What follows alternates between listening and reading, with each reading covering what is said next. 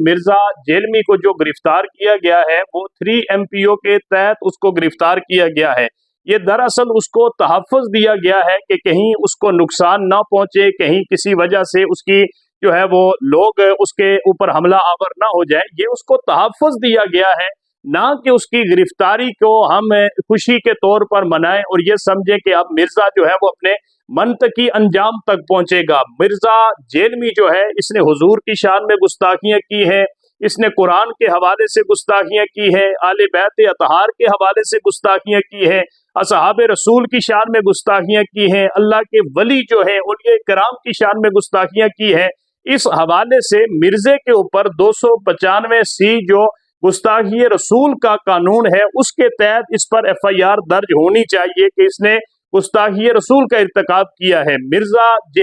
جیلمی کے اوپر جو ہے وہ 295A کے تحت جس میں مذہبی منافرت کے حوالے سے جو ہے اس کے اوپر پرچہ درج ہونا چاہیے، FIR اس کے اوپر درج ہونی چاہیے۔ مرزا جیلمی کے اوپر 295B کے تحت جس میں تحفظ قرآن کے حوالے سے یا قرآن کریم کی توہین جو ہے وہ کی جاتی ہے، اس کے ضمن میں اس کے اوپر FIR درج ہونی چاہیے۔ اور پھر سب سے بڑی بات یہ ہے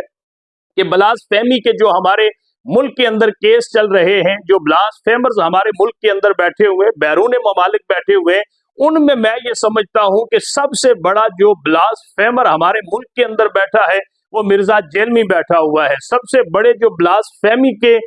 کیسز بنتے ہیں وہ مرزا جیلمی کے اوپر بنتے ہیں، اس لیے کہ بلاسفیمی کس چیز کو کہا جاتا ہے جس میں مذہب کی توہین کی جائے، مذہب کے مقدسات کی توہین کی جائے، وہ کوئی بھی مذہب ہو، کسی بھی مذہب کی جو ہے وہ توہین کرنے والے کو بلاسفیمر کہا جاتا ہے۔ اب یہاں پر مرزا جیلمی کی اگر آپ جو ہے وہ دیکھیں کہ اس کی تمام تر جو فکری اور اس کی جو سوچ تھی یا اس کی جو ویڈیوز تھے، اس کے جو تحریریں تھی، وہ ساری کی ساری مذہبی منافرت کے اوپر تھی، جس میں اس نے اسلام کو ہی ٹارگٹ کیا۔ وہ انبیاء کی صورت میں اہل بیت اطہار کو سامنے رکھ کر، قرآن کو سامنے رکھ کر، اصحاب رسول کو سامنے رکھ کر اس نے ان مقدسات ہی کو ٹارگٹ کیا اور ان ہی کو فوکس کر کے یہ اپنا پورا کا پورا نیٹ ورک جو ہے وہ چلاتا رہا۔